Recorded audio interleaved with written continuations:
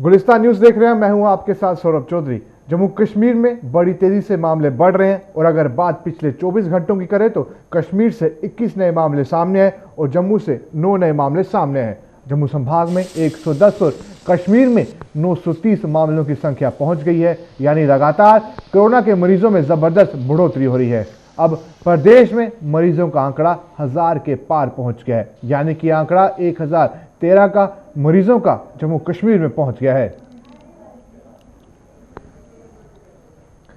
बीते 3 दिनों से लगातार उधमपुर में देश के विभिन्न राज्यों में फंसे हुए श्रमिकों का आना जारी है। इसी कड़ी में आज सुबह 523 श्रमिकों को लेकर श्रमिक एक्सप्रेस उधमपुर रेलवे स्टेशन पर पहुंची।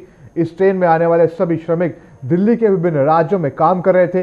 रेलवे स्टेशन पर पहुंचते ही उन्हें प्रशासन द्वारा बनाए गए विभिन्न बूथों पर ले जाया गया। वहीं प्रशासन की ओर से स्थापित किए गए सभी काउंटर पर श्रमिकों का पंजीकरण हुआ। साथ ही श्रमिकों का कहना था कि बहुत खुश हैं कि आज वह अपने अपने घरों में पहुंचने वाले हैं। वहीं केंद्रीय गृह मंत्रालय के दिशा निर्देशों के बावजूद जम्मू कश्मीर प्रशासन प्रवासी मजदूरों के लिए बसों की व्यवस्था करने में नाकाम साबित हो रही है। आलम यह कि जम्मू सहित अन्य जिलों में रहने वाले प्रवासी श्रमिक लॉकडाउन के बीच अपने अपने गृह राज्यों की ओर पैदल ही चूक कर रहे हैं। केंद्र सरकार ने पिछले दिनों यह आदेश जारी किया था कि प्रवासी मजदूरों को उनके राज्यों तक पहुंचाने के लिए राज्यों को व्यवस्था करनी होगी, लेकिन यह ऐसा कुछ भी देखने को नहीं मिल रहा। आप इन दृश्यों में साफ देख सकते हैं कि किस तरह ये लोग अपने बाल बच्चों के साथ कंधों पर सामान की गठरियां उठाए अपनी मंजिल की ओर जा रहे हैं। आज रास्ते से गुजर रहे पूर्व मंत्री रमन भल्ला ने भी इन लोगों को लाख समझाने बुझाने की कोशिश की, लेकिन प्रवासी मजदूर यहाँ रुकने को राजी नहीं हुए।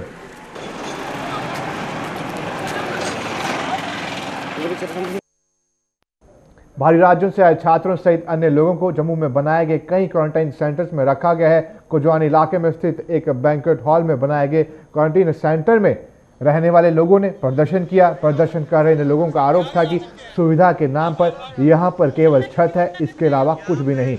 ना तो शौचालय की प्रॉपर व्यवस्था है, ना वहाँ पर साफ सफाई है और ना ही इस जगह को सैनिटाइज किया गया है। और तो प्रशासन ने उनके खाने पीने की भी कोई व्यवस्था वहाँ पर नहीं की है।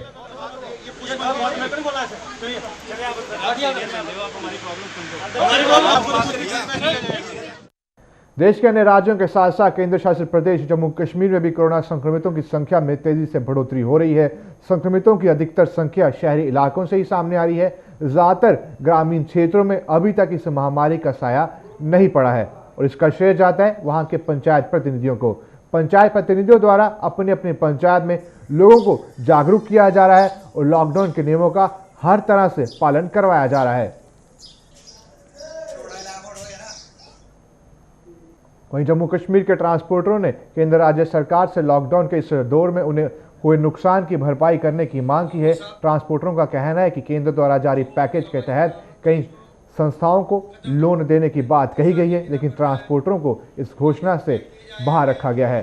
Jammu Kashmir motor transport company association के प्रधान गजन सिंह खजूरिया ने अपना पक्ष रखते हुए कहा कि मौजूदा समय में ट्रांसपोर्टरों को लोन की दरकार नहीं है। सरकार अगर ट्रांसपोर्ट इंडस्ट्री को राहत पहुंचाना चाहती है तो उसे ट्रांसपोर्टरों को गाड़ियों के बीमे सहित अन्य प्रकार के टैक्स माफ करने चाहिए, क्योंकि लोन की उसे को जरूरत होगी जो आगे अपना कारोबार चलाने का मादा रखता है। कठुआ हेड पोस्ट ऑफिस ने लॉकडाउन के बीच पूर्व सैनिकों और वीर नारियों को समय पर पेंशन मुहैया करवाने की मुहिम शुरू कर दी है। पोस्टमास्टर केवल चंद्र की अगुवाई में पोस्ट ऑफिस की एक टीम गांव-गांव जाकर इन लोगों को पेंशन दे रही है। आज गांव खरोट में इस टीम ने वीर नारियों और पूर्व सैनिकों को पेंशन मुहैया करवाई। पेंशन मुहैया करवाने के अलावा इन लोगों के बैंक संबंध अन्य कामकाज भी इस टीम द्वारा किए जा रहे हैं।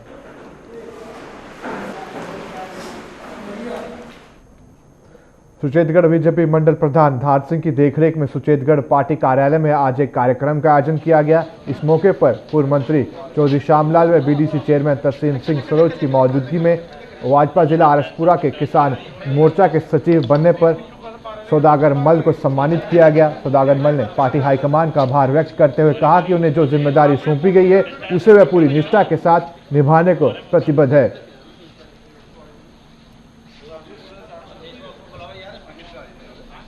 वहीं मौजूदा समय में कोरोना महामारी के प्रकोप से बचे हुए जिला पुंछ में कुछ लोग इस जिले को ग्रीन जोन की श्रेणी में रखे जाने का फायदा उठा रहे हैं, जिन्हें प्रशासन ने सावधान भी किया। पुंछ के डीसी राहुल यादव ने अपनी ओर से अपील जारी करते हुए लोगों से सोशल डिस्टेंसिंग के नियम का पालन करने और मास्क पहनने पर बल दिया। उन्होंने कहा कि अभी भी कुछ लोग ग्रीन जोन होने का गलत फायदा उठा रहे हैं, जिसे किसी भी सूरत में बर्दाश्त नहीं किया जा सकता, ना ही सही ठहराया जा सकता है।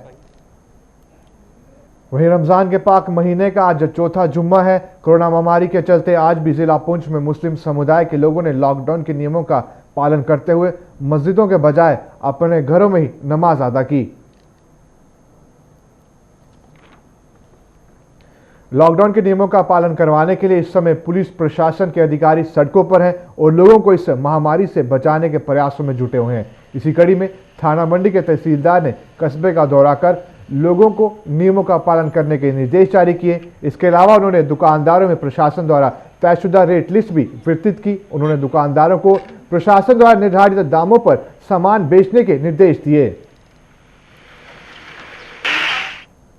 इंसान की जिंदगी भी चलती का नाम गाड़ी है। जब तक टांगे साथ देती हैं तो इंसान भी दौड़ता है, लेकिन जब टांगे साथ छोड़ देती है तो इंसान की जिंदगी गाड़ी भी थम जाती है।